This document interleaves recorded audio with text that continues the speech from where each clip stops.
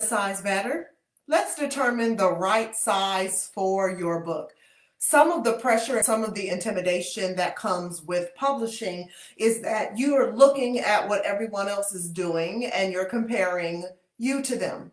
So, how many words do you have? How long should the book be? So, I've seen people do things like add a bunch of fluff that didn't matter because they were trying to make it a certain page length. Well, if you experiment with your sizes, that will help. So today I'm going to talk about Masterful Mentorship, Leadership, Life, and Love Lessons. This is a relatively small book, and I always go back to the beginning, right? This was my first book. You see how big it is, not only in size, this is like a 6x9, but in length, okay? When I was traveling several times to the airport, I would see very accomplished writers have smaller books. Now, these were the same people who had large books that were in the bookstore, that were hardback with jackets and everything. But I saw that they would do a smaller version of it. So I wanted to do a version that was meaningful, that didn't feel like someone was being cheated. Okay? So when you're thinking about your book, it is all strategic. So for instance, if I'm doing something to generate leads for my business, it'll be a smaller book. And when I say smaller, I mean something someone can get through in less than a day, something that doesn't have a lot of pages but has a lot of power.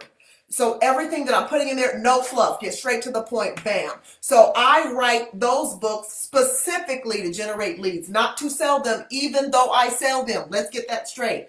I write them for the purpose of generating more business. My training books are a little bit longer, right? So I've shown you these books. They're a little bit longer. I got 19 books, y'all, so I got to keep them all with me for this until Friday, okay? So if I'm writing books that are at least 150 pages to 200 pages, I write those for the purposes of training.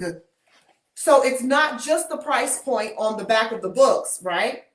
It is how I am training people through these. So I write them full of websites, references, how-tos, because I am actually taking this material and I am walking people through the process. So that'll be at least several $100s per person in addition to the sales of the book. But the goal is to train. This is why you have to have a strategy, right? But I decided, what if I could write a book that was a little stick of dynamite or memorable or something that would be easy to read? And so I did. However, I made it a special book. I didn't want it to be like the other books that I had done. I wanted it to be relatively special.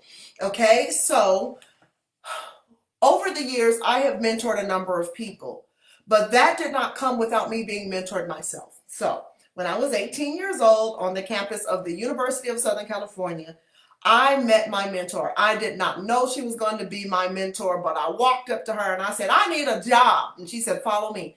And we have been friends decades later. And I absolutely love her. While I was going through my adulthood development, she was able to teach me life lessons that left an impact on my life. All of them I did not understand immediately, but I did understand them eventually, especially now that I'm a woman of a certain age, okay? So when I wrote Masterful Mentorship, Leadership, Life, and Love Lessons, I wanted to make it where people would read all the way through the book. I don't want to write books that people start and then they put down. I want them to be page turners. So what I did was I went through quotes that she would say to me and how I applied them in my life, and I divided them into leadership, life lessons, and love lessons. So chapter 1 was be careful what you put in black and white. So that's when I was starting in the corporate world. I was fresh out of college, and I thought I was smart, but she had to teach me how to navigate the corporate landscape, and I was able to survive very well. Can they follow you home? She was teaching me about having integrity. She said, don't be a person that when someone follows you home, you're completely different. So she taught me about being free to really be me and to be consistent. People vote with their feet. So on and on and on and on. And I go through leadership, life, and love, and how these quotes changed my life. It also, because of the mentorship that she gave me, allowed me to mentor masses of people over the years. Like, and everybody doesn't stay forever. Some people stay for a season and some people are still with me.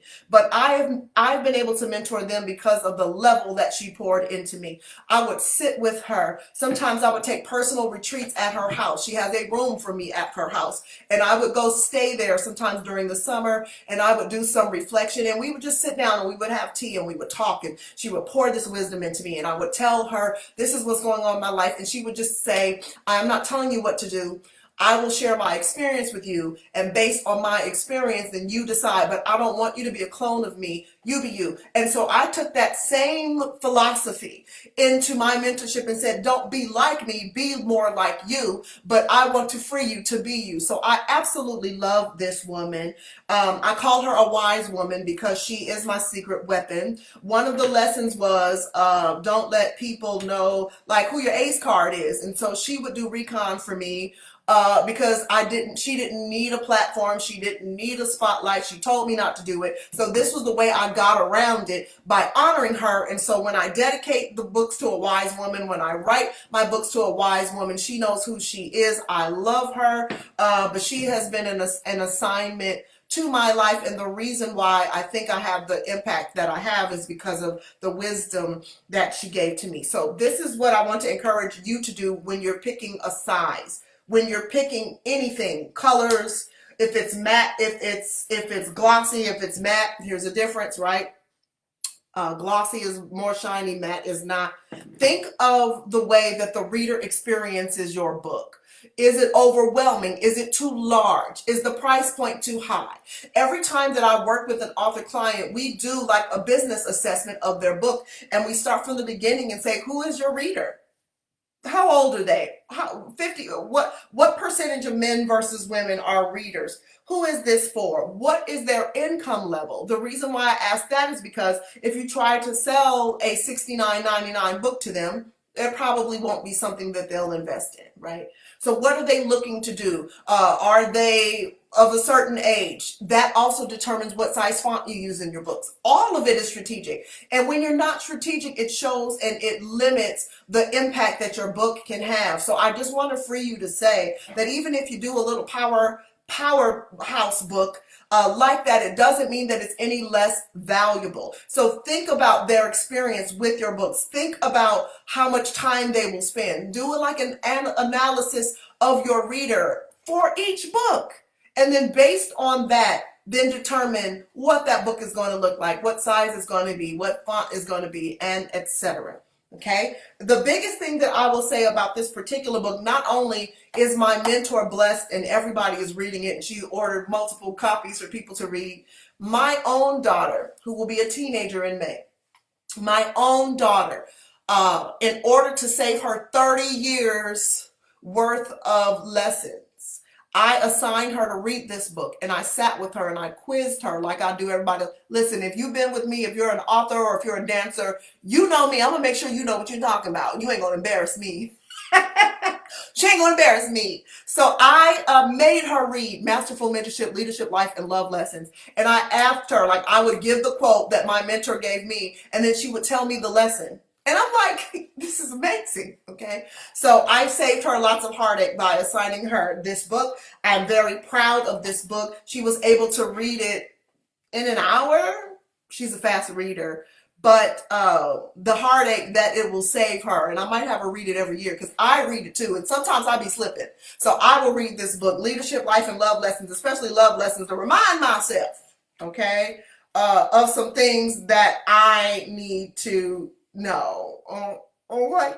So I hope that that is encouraging to you. All my books are not the same size. Yes, size matters if you are strategic about who is reading your book and what that book is designed to do. So tomorrow, I want to share with you something that I joked about. I have a sense of humor. I know some of you think that I am so serious. I had a sense of humor, and many people told me that I should try stand-up comedy. I'm not of that. But what I will say is I want to talk about when to be off brand. So how to assume another identity, not a catfish, but how to write under a pen name. So my alter ego wrote this book when I explored the dating world after divorce. And it was 10 Tales of Jerks and Their Works Online Dating Disasters by Ricky Marshall. Now, anybody know me, Rikisha, my father's name is Ricky. My maiden name is Marshall Ellis. Here we go. So Ricky Marshall is my pseudonym. I wrote it as a comedy book, and it is, to me, hilarious.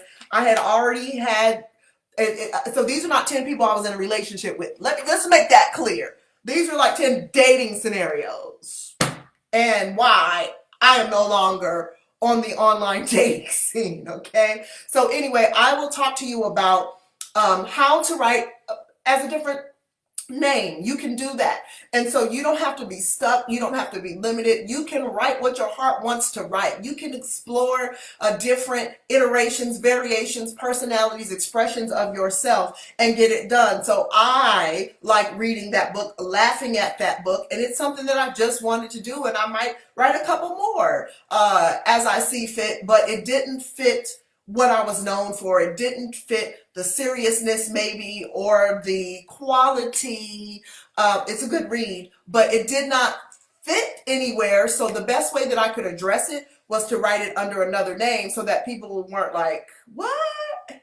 Okay, anyway, I will see you tomorrow. March Into Publishing official day is March the 29th. Tickets are selling. So if you are in the DFW area, you need to come and join us. So I will be continuing this series through Friday. I will be to book 19 by then. So I hope that you are enjoying this. And as always, stay right.